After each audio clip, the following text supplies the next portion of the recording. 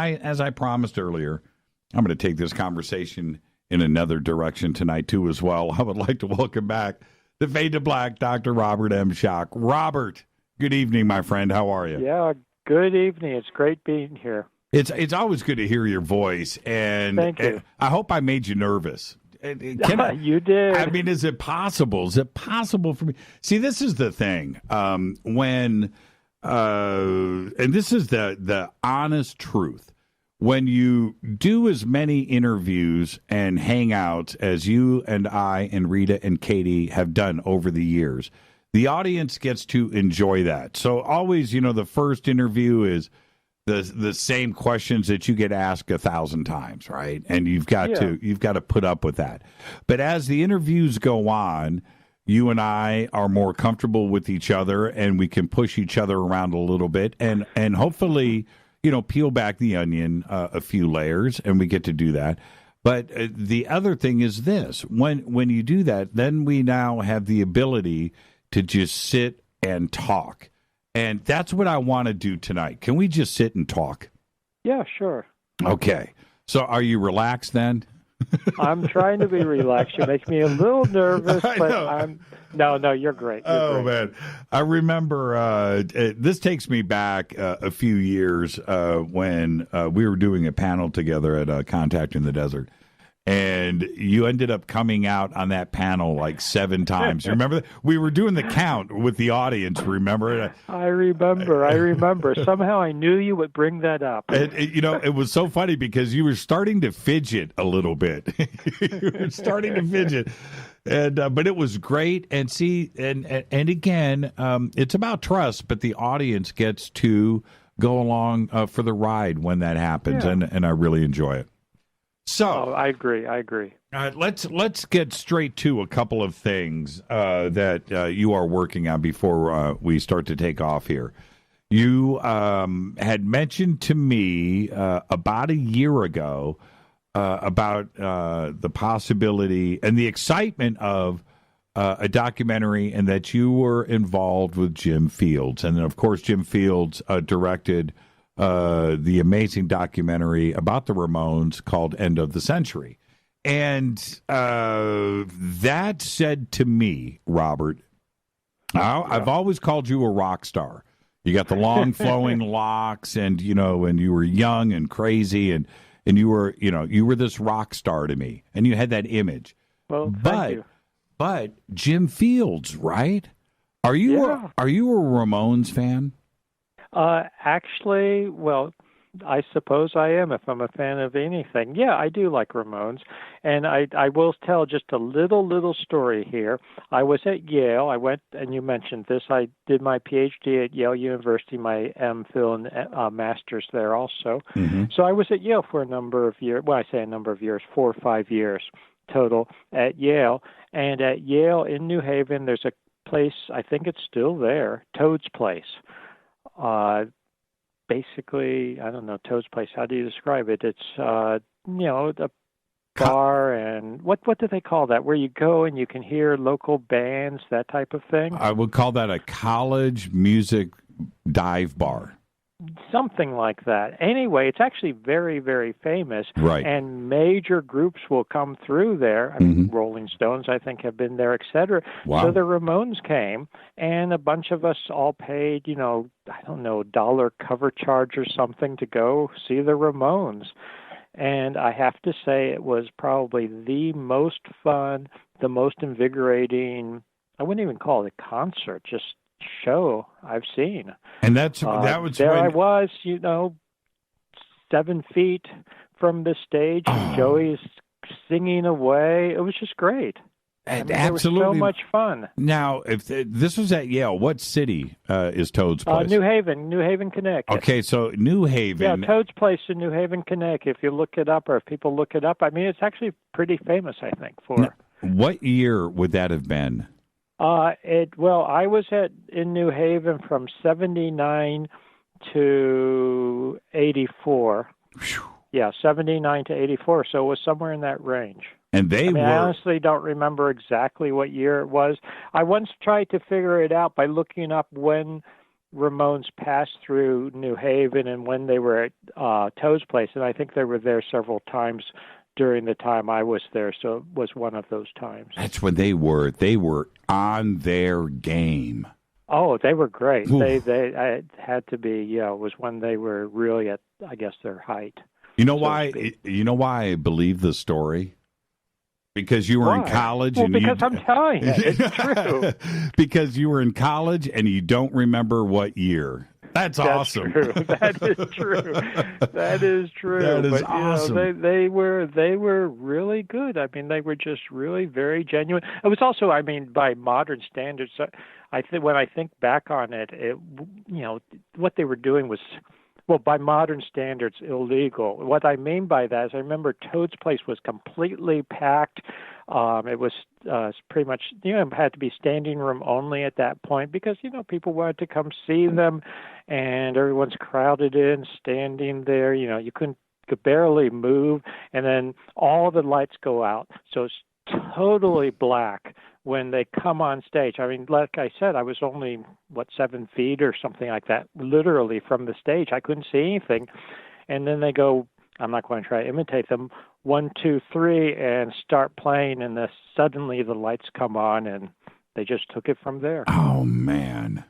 Amazing. Yeah, amazing. It was absolutely amazing. So now that I'm doing a project with Jim Fields, who did the end of the century, the story of the Ramones, incredible documentary, rock documentary. I mean, how did you end up hooking up with Jim? He actually contacted me. He said he was interested in what I'm doing and had heard me speak, etc. On YouTube or whatever, and heard through the grapevine, or maybe I'd said it, that I was interested in doing a documentary. Right. Yeah, and, wow. and I've got to tell you, a lot of people contacted Katie and I about it. All these people come out of the woodwork, so to speak, filmmakers and blah, blah, blah. And I'm not putting any of them down, but you need the right person that you feel comfortable with. And when I saw he had done the Ramones, I said, "This is someone I have to look at." Yeah, no doubt. And we took it from there. He's just such a great guy. How does that? That's a very special moment. But if I can ask you, how do you feel at that moment when somebody like Jim Fields is following your work? You didn't know anything about this. How does that make you feel? How did you react? I was sort of flabbergasted. I don't know. It feels good. Yeah. It feels good. I mean, I don't know. I to this day, I don't want to sound the wrong way. I really don't want to sound the wrong way. But Katie and I are driving. We drove from Boston to D.C. to see my father, that type of thing. Mm-hmm. We stop at one of these rest stops, and someone comes up and starts talking to me and knows who I am. I mean, I'm not used to it. Yeah. I don't take these things for granted. Now, what you ended up doing, and again, we talked about this a while ago, but you ended up doing a Kickstarter for the project. Now, okay, I want to get into the background of this because this is actually very exciting. Normally, when you announce a Kickstarter, you're starting at zero and you're hoping for the best. In this case, you're doing really, really well. So this is what I want to say. Thank you. Right. Thank you. And I want to say that we're so appreciative. The Kickstarter, we have the I can't talk. We have the Kickstarter campaign going, and we started 22 days ago, and we have a goal of 50,000. And I'm pleased to say that we have met the goal. We're now at 51,000. Plus. And what that means with Kickstarter, those who are not familiar with it, you have to meet your goal. Otherwise, you don't get anything. Now that we've met our goal, we know that we're really going to, we've made it, but we want to continue going. Yeah, because, let me, is it okay if I interrupt? Because I just You may interrupt anytime. But I wanted to say one thing, and that is that we were talking about Jim Fields, and, documentaries, putting things together takes a lot of people, and we're just so appreciative of all the people that have been helping us and have written to us. And in fact, some of them will be calling on again probably, because you don't just have one person doing this. You have sound, you have post-production, you sometimes need more than one camera person, you've got you have to lay down soundtracks, you have composition. So there's a lot. I mean, I know you know that, but not necessarily everyone listening to knows that. So we're going to be, we've got other people that we're probably going to be calling on too to get involved with this. So yeah, I'm just overwhelmed by the offers to help and getting back to the Kickstarter, people who have chipped in for it. Yeah, and there's a tentative working title, which I'm very excited about. It's called "How Old Is Civilization?" Now, that's what we're calling the Kickstarter right now. Now, what the final title for the documentary will be is to be determined. Maybe it's something like that. Maybe it changes. But when I write a book, for instance, a lot of times, I don't know the title of the book until it's pretty much done. If I pledge, how it shapes itself. If I pledge $5,000 right now, can I name the film? I don't know if I can give you naming right. But you can pledge $5,000. I know I could. Because I was thinking about, we could call it like Jimmy's Friend Robert. Oh, there you go. $5,000. That might be the next film. How's that? So, but can I put a plug in? So we do have this Kickstarter campaign going. I would love to see people donate to it. And may I put some plugs in for it right now? I was going to plug for you, but you're doing plug so for good. Me then, and I'll chime in if I need to. Well, this is what I wanted to say. I don't want you and I to forget this. Even though the goal has been met at $50,000, because this is also Oracle, which is a 501c charity, because of that all of the extra money here you will be able to use for additional research by Oracle, which includes going to Egypt and maybe finding out what's underneath that paw on the Sphinx. I'm just suggesting something right now, just an idea to plant in your head. But that's what I want the audience to know, that yes, it's exciting that the goal was met, but because of the way that this is set up, and this is also Oracle, which is a great research organization, that we can keep this thing going. We can keep it. Let's get this to $150,000. Let's just keep it going. That would be great. Exactly. And you just said it, but I'll reiterate it. Oracle, which is Organization for the Research of Ancient Cultures, is a nonprofit. It's a 501c3, as you mentioned. So actually, in this case, most Kickstarters, you're just donating to someone's. Yeah, and I'm not putting that down, but you're donating to someone's project. This is to an organization that is a nonprofit, so actually the donations are tax deductible to the extent of the law, as they say, but they're tax deductible. And anything we don't use for the documentary, and honestly, documentaries, we want to do a really good documentary, so things get pricey. You and I were talking before, and I was mentioning to you that just permissions alone in Egypt can cost $2,500 a day and up. That's before you start paying any of the other expenses. So when I say permissions to film, that type of thing. But anything that we have after the documentary is made goes into continuing research, like the paw, like the chamber under the paw of the Sphinx, that can go into further documentaries. I mean, I have big plans. We have big plans. Now, what's the overall... The money will all go to very good uses. What's the overall concept that you and Jim have put together for the documentary? Well, I was going to say, Jim, myself, and Katie. I want to include Katie in here because she's very much a driving force behind the documentary. This is something that we've been talking about for a long time.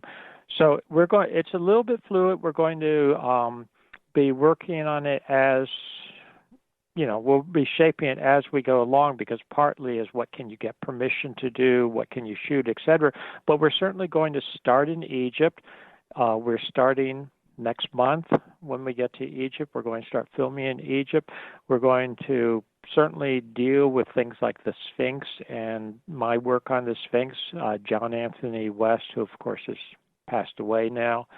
But what we start with the Sphinx pushing back the age of civilization, but we're going to go much further than that. We're going to go with Göbekli Tepe. We'll be shooting in Turkey. Your audience knows Göbekli Tepe well. In fact, when you look at the Kickstarter campaign, you'll see that the first image going to the first video linking actually shows me in front of Göbekli Tepe. Yep. But the overall theme is really that there was this cycle of civilization that you and I have talked about. We've spoken about this quite a bit. That goes back to before the end of the last ice age and was then devastated with the calamities at the end of the last ice age. So that's the really overall theme of it, really trying to pull all this evidence together, make the case. I don't like saying this to a certain extent, but I do like saying it to another extent. Mystery of the Sphinx. You remember, lots of people I hope will remember Mystery of the Sphinx that John Anthony West and I were involved with back in 1993. Well, that was just about the Sphinx. It was really just about the research at that time, but this is now 25 years ago. My early research on redating the Sphinx, this takes it from there and puts it all together, all the things that have happened since. I know somebody that could do the voiceover and narration for you, by the way. Oh, yeah? Yeah. You? Yeah. Yeah. I like where you're going with that. I was thinking of somebody else, but I like yours better. Yeah. Do you have someone else you want to mention? You'll talk to me later about it? I'll audition right now. Robert Schoch is back. Okay. All right. But I wanted to say, from a practical point of view, if people want to go and take a look at it, the Kickstarter campaign that's live now, and we've got 18 days to go. I don't think you have a direct link from your website. I've done a couple of things. We have it up in Twitter right now. And of course, great. If you go to the links over at jimmychurchradio.com for Dr. Schoch, when you go to his website, it's right there, Kickstarter on the homepage. Exactly. It's right there. It's the first, my wife, Katie, calls it the first promo box. Yes, that's what it is. I don't know if that's the proper term for it. But people can go and they can click on it. And I hope that people will see fit to now, what I dig here as we move on, make a donation, and there's lots of good rewards. So yeah, there is. If you do a $500 pledge, you get all of this stuff. But that doesn't. I mean, that's cool. But you get your name in the credits. That's right. Exactly. Yeah, I mean, that's pretty cool. What I think actually that's a great. How do I want to say it? I mean, for $500, that's pretty cool. In the credits of something that I really believe in, I believe is going to last. Well, I'm scrolling through here. How much do I have to pledge to get lunch with you and Katie for Rita and I? I don't see that on the list. It should be. We will have lunch together. Don't worry. It should be here somewhere. This is exciting, and there is so much more to do here. Not only for you in life, but the way that this is set up here, the goal has been met, and now the pressure's off. Let's rock this thing for the next couple of weeks, and let's see where we end up. It's very cool, very, very cool. And do let Jim know that I'm ready to do a table read if he needs me involved. Oh. I'm right there. Absolutely. That's a joke. You're supposed to laugh at that point. He's probably listening. He's probably listening right now, rolling his eyes. But very exciting stuff. Now, this is what I would like to do. When we come back, I kind of want to roll back time with you and get you maybe into an uncomfortable place. And I want to talk about you, Robert. And you're good at that. and how we all got here. Well, this is what's most important. So let's set it up for when we come back. I enjoy it. Where did you grow up? Are you asking me now? Yeah, I'm asking you now. This is the setup. I was born in D.C. I was born in the swamp. You were born in Washington, the swamp. D.C. Now, growing up in Washington, D.C., knowing where you are now, okay, that's one thing. Mm-hmm. But when you were growing up, 5, 6 years old, what did you think you were going to be? Oh, when I was 5 or 6 years old, I think I was going to be an artist. I thought I was going to be an artist. Were you good? Well, I took art lessons. I enjoyed it, but I don't know. I moved on to other things. But in some ways, I still feel like, what I do is creative and there's an artistic aspect to it. That's absolutely right. And you walk around with a camera all day long. That's true. That is true. I love taking pictures. So you know that. I do. And I find that actually very, very interesting because if you think about it, you did grow up to be an artist. So let's take a break. Yeah. Let's take a break right here. Our guest tonight is Dr. Robert M. Schoch. I am your host, Jimmy Church. This is Fade to Black. When we come back, we're going to continue this conversation. I think everybody knows where I'm going. We'll be right back after this. Stay with us. This is Fade to Black. More with Robert after this short break.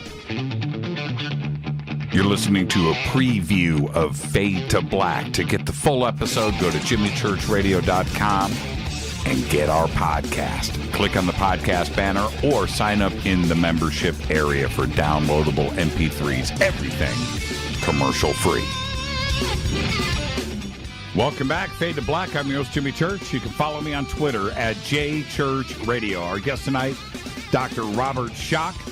I just posted up in Twitter the new addition to our family. Rita got this from Carolyn Ford. Her name is Star. She is the most amazing crystal skull. And Rita took these pictures tonight, right before showtime. You can see I'm wearing the same shirt that I'm wearing right now down in the bunker.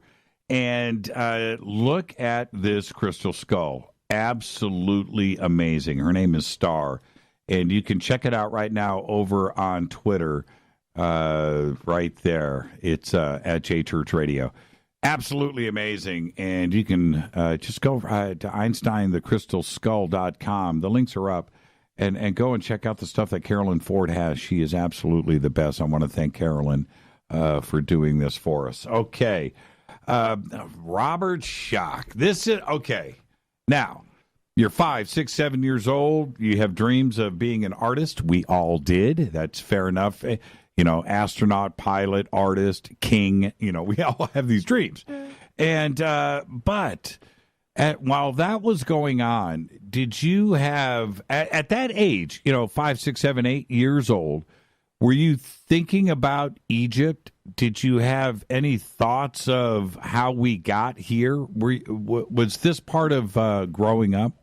No. I was thinking about Egypt. Definitely, I was thinking about Egypt. I was thinking about ancient civilization, and I can't remember. Now, I was very young. I don't remember what year it was, but I was definitely in the range we're talking about, 4, 5, 6 years old. I remember being taken by my parents. My parents took me to an exhibition in D.C. We were in D.C., and one of the Smithsonian, or maybe it's National Gallery of Art or whatnot, and they had an exhibition of Tutankhamun artifacts.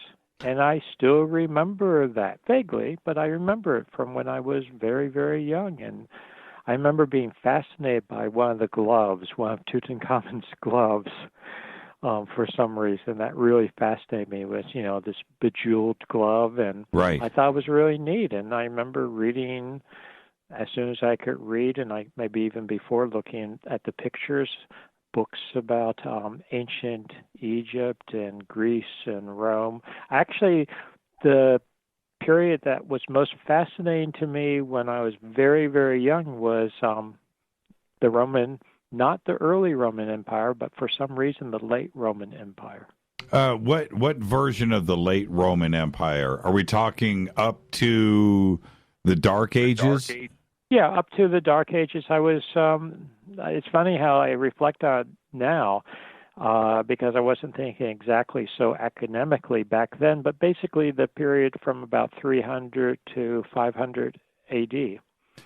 I found absolutely fascinating with, the decline of the Roman Empire, the split between the Eastern and Western Empire, and what led up to essentially the Dark Ages, which ironically now I'm studying a much earlier period, but a much earlier period where we also have what was a mighty civilization that collapsed.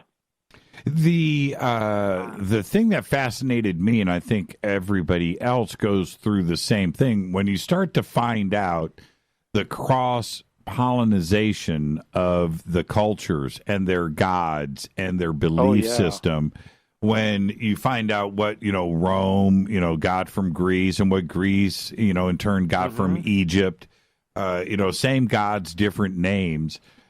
Because you learn one side of it, you learn about Hercules or Zeus, and you hear these Osiris, right? You hear these names, but you associate them exclusively with those cultures, not knowing that it was completely shared and passed down and across oceans. Exactly, and some of these. These common stories, these common threads, they go back to the end of the last ice age, before the end of the last ice age. I'm absolutely convinced of that based on the evidence that we now have. Now, now we have two. Oh, man. Okay, let's go right here. We have to, because you actually can talk about this because of the age that we're dealing with here. But we have two big A's. We have Atlantis and we have aliens. Okay. And when you're 5, 6, 7, 8 years old, Atlantis and aliens are fair game. We're all right. Sure, right? Absolutely. I guess they're fair game. Right. And so, what did you think about when you started to hear these stories about, Atlantis or lost continents, and of course aliens and ET and the movies and everything else? Well, how did that affect you? How did it affect me as a kid? Yes. I was, I will just be honest and straightforward. I was never in the alien camp. I was always in the Atlantis camp, if we could put it that way. Sure. I read Plato when I was very, very young, in translation, of course, English translation, but I was fascinated by Plato. I was fascinated by the concept that there were earlier civilizations on Earth. When I say earlier, not just Greeks and Romans and dynastic Egyptians, but I'm sure you and I have talked about this before. My grandmother was a theosophist, so I was introduced to Blavatsky, and I read Isis Unveiled and things like that at a very early age, and was fascinated by the whole concept of earlier, we'll call it primordial races, that type of thing. Did you read? I was always coming from that perspective. I never was really in the camp of, and again, I'm not putting anyone down, or I'm just saying, you asked me the question. Right. I was never in the Van Doniken type camp or, aliens, that type of thing. Did you read Chariots of the Gods, though? I mean, that was the... Oh, yeah, I read that was Chariots required reading in the 70s. Yeah, of course, I read it, but I always took it as the way the original edition phrased it, Chariots of the Gods with a question mark. Mm-hmm. Yeah, that's fair. What about H.P. Lovecraft? Oh, Lovecraft? Yes. I think Lovecraft's fascinating, but of course, I mean, that really gets more, it's considered fictional. Well, but I think all of us now looking back, Blavatsky, H.P. Lovecraft, Chariots of the Gods, and that whole idea, they're kind of connected. Oh, they're absolutely connected. And there's a lot of cross-pollination, I guess is the way people say it. There's a lot of connections. But you know where I'm coming from. And when I say you know where I'm coming from, because we've talked about this before, ultimately I always follow the evidence. I am a scientist and I was trained that way, but I follow the evidence. But thinking about things both in a fictional setting in a speculative setting, I believe can open your eyes to things that you wouldn't necessarily see otherwise. So evidence that you would not necessarily see otherwise. Because seeing evidence is not always easy, especially if you have blinders on. If you have, and one thing that John Anthony West used to talk about this, and you and I knew him very, very well, and you knew John Anthony West. Mm-hmm. And one thing he liked to say was that, conventional education dumbs you down. Well, in part what he was saying is it does put these blinders on you, and you only see certain types of evidence, you only interpret it certain ways. And for me to delve into some of the other aspects, whether people want to put it down or not, by calling it a cult or science fiction or total speculation, it can be very enlightening. It can be very opening. But ultimately, you have to get back to the real evidence. Now, as time if that makes any sense, it does, and as you started to grow up, early teens, did this outlook, about Egypt and Romans and ancient history, did that continue for you? I mean, we all study things at that age. Things start to get more and more important to us. For you, what was the path doing? Were you going away from the artwork and starting to look at ancient history a little bit more? Yeah, probably. What I ended up doing, maybe this will answer the question. When I first went to George Washington University, so this is 1979, fall of 1979, if I get my years correct, yeah. I enrolled George Washington University, one of the local colleges, since I was born in D.C. What was I going to study? The first semester, I thought I was going to go into art history because I loved art, and I thought art history would be a good thing to go into, and I really was thinking I would focus on ancient history, ancient art, that type of thing. I already at that point sort of had a scientific bent, so something I was seriously thinking about was going into art history with the goal of becoming some kind of conservator, some kind of, someone who restores ancient pieces of art, puts them back together when they've been found, in rubble or corroded, that type of thing. And that was one of my earliest, should we say, almost adult goals as a freshman. I dropped that very, very, very quickly. But that was my original goal going to college for about 1 month. So you end up with a BA in anthropology. Yeah, right? Because I was fascinated by all these things. Anthropology at the time, one reason I end up with the BA in anthropology, I also got a BS in geology, and those were simultaneous. I didn't do one and then the other. I was doing both of them at the same time as an undergraduate. Don't ask me how I did that. I don't know. It was a hectic 4 years. That's pretty insane. That's pretty insane. Yeah, it was insane. I remember going to, I'm not bragging, I'm just stating the facts. I remember going to see a dean and asking him if I could get a BA and a BS at the same time. I said, oh, no problem. You can do a double major. Don't worry about it. I said, no, I don't want to do a double major. I want a BA and I want a separate BS, but I want to do it in 4 years. And he thought I was crazy. And he told me I had to do all this stuff, and he mapped it all out. And I came back to him 4 years later. I showed him how I did it. And I heard later that they changed the rules so that no one could do it again.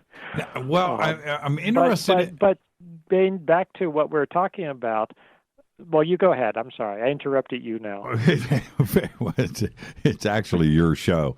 On the anthropology side, certainly, here we are in 2019, and what you were learning about anthropology back then and what you know now about society and history are probably two different polarized things. Very different things. Right.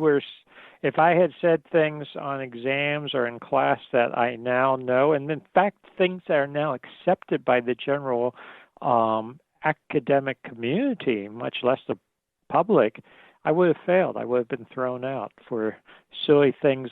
For instance, back then, this is a classic example. When I was in undergraduate college, if you talked about pre-Clovis people in the Americas, just forget it. There was no such thing. And when you were in school, versus now, but when you were in school, was your focus on the society's, the structure in the ancient past, in the not so far past, or were you dealing with modern society as far as anthropology goes? Yes. Oh, actually, I was starting to say, but then we got sidetracked. I actually ended up going to anthropology in part because at that time, archaeology was within anthropology, at least at George Washington. Right. So, and also physical anthropology. So as part of my anthropology, I took courses in anatomy and human anatomy and human evolution. That I was very much involved in the physical anthropology / archaeology branch of anthropology. Anthropology is a very broad discipline, actually. I took courses in ethnography and ethnology and that type of thing, too, and I found those fascinating. At one point, I thought maybe I'll become an ethnographer, go live with some tribe in the Amazon or in somewhere in the middle of Africa for 3 years and learn scholarly papers about them. Now one of my problems was I always had too many interests. Well, see, that's what's fascinating when you're able to get archaeology and anthropology rolled into one, and take a focus on the far distant past, because now you learn as an adult. But I want to know what they taught you. And if I was taking an anthropology class and it was rolled into archaeology, I would assume they're going to tell me the secrets about the missing link, right? That's part of what this goal would be, right? Was that ever discussed? I took a number of courses in human evolution, that type of thing at the time. All of which is totally outdated now because we've learned so much more. Right. And there's so many more fossils. But the techniques, the patterns of thinking, the way to logically analyze things, that's not what's outdated from my years in college and graduate school. Now, did they going back to, and this is my frame of reference, and I think most people have this. The structure that we are taught is Egypt first, 3000 BC. Yep. Greek next, 700 BC. Rome next, 400 BC, and then everything else. Right? It's just like that's supposed to be what it is. That's what it's supposed to be, and of course that's a very Western view. That's a very, one could say biased view. Forgets about the Far East, forgets about Sumer, much of the Near East and Sumer, right. etc. And it also, it's very Eurocentric, really, or at least Mediterranean centered.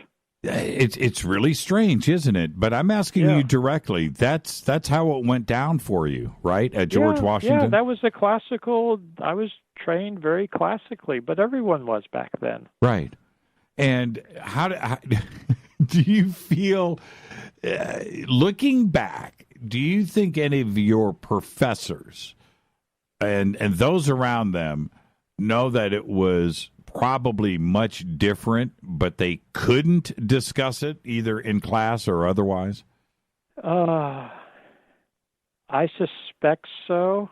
But because some of them were fairly open about things. Mm-hmm. I mean, I think they were more open-minded, even more so in graduate school when I was at Yale. I've got to say that at Yale I felt that I got a good education in the sense of not the facts, because the facts get added to and get reinterpreted, but how you analyze the facts.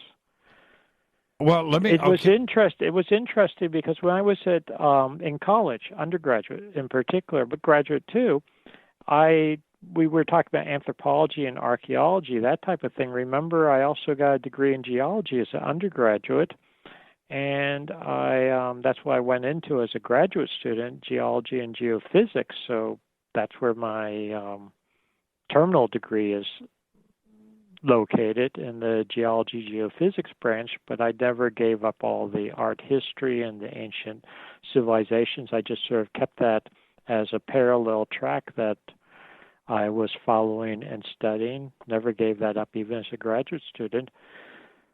But getting back to your question, for instance, I can give you very specific examples. In geology, the faculty members I had grown up in a different geological era. What I mean by that is thinking.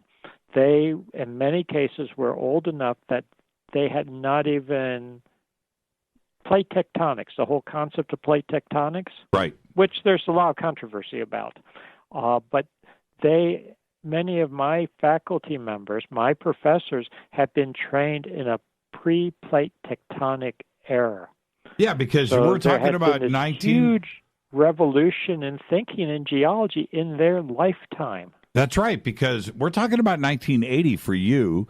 The whole plate tectonics didn't really grab hold until the mid-50s, going into 1960s. So that's right, going into the 1960s, and still there were a lot of holdouts even in the mid-1960s. Right. Really, the ultimate evidence with magnetic striping, that type of thing, I don't want to go off on a lot of technical tangents, wasn't well developed until at least the mid-1960s. Yeah, that's right. So I had faculty members who had seen this occur in their lifetime, in some cases after they had received their PhDs.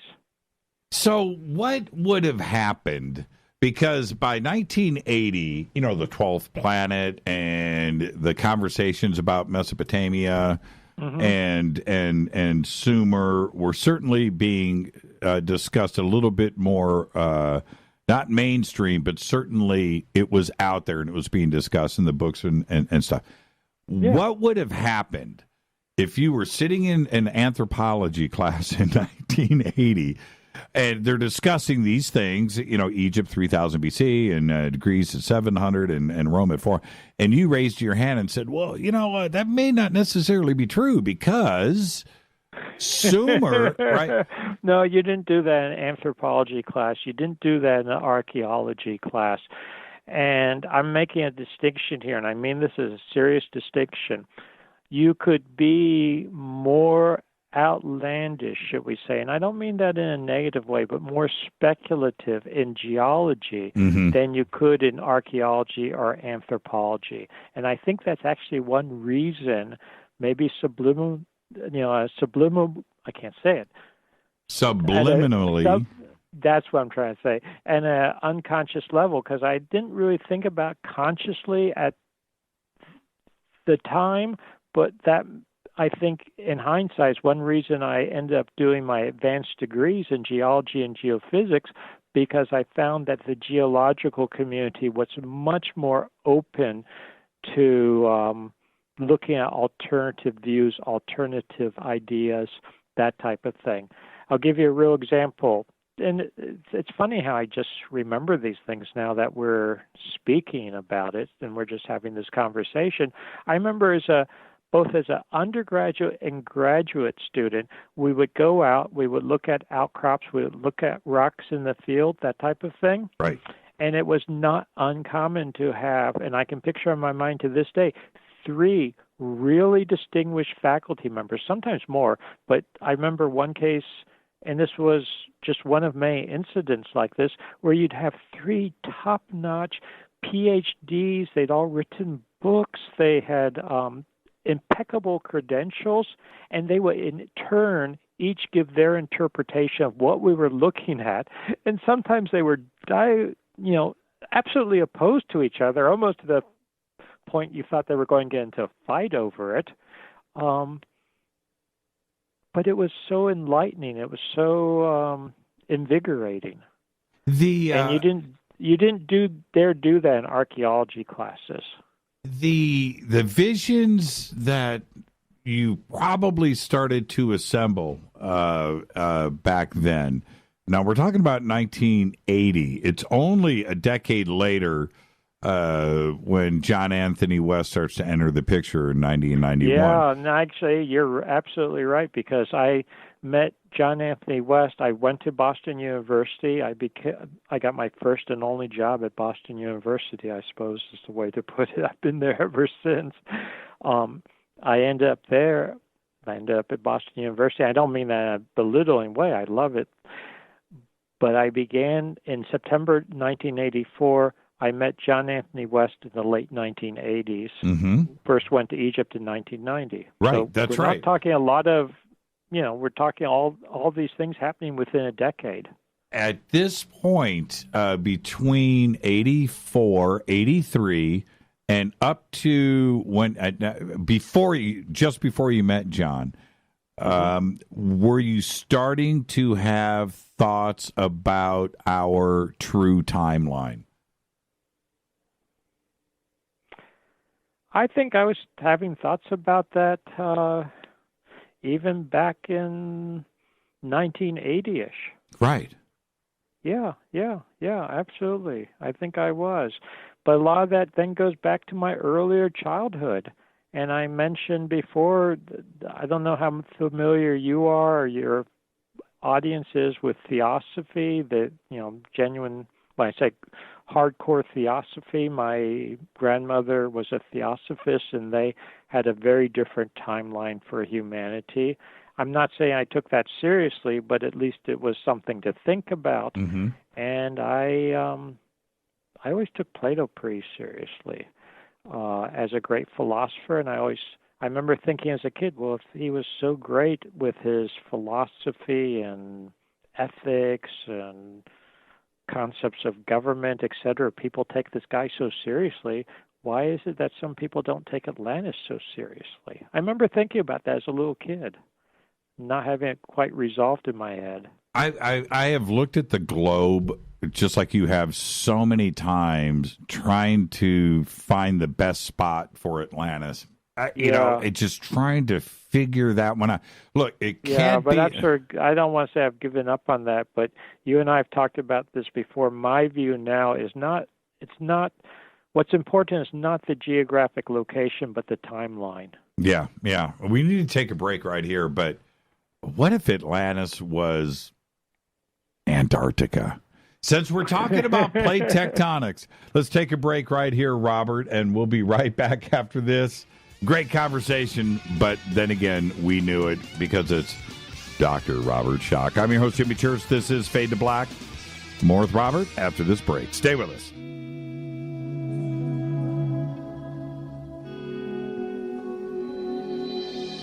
You have just listened to a full hour free preview of Fade to Black. To get the full show, all archives, just go to our podcast section at jimmychurchradio.com. You can also sign up to be a Fadernaut in our membership area, where we have downloadable MP3s. Go to jimmychurchradio.com. Go Bagley Tappy.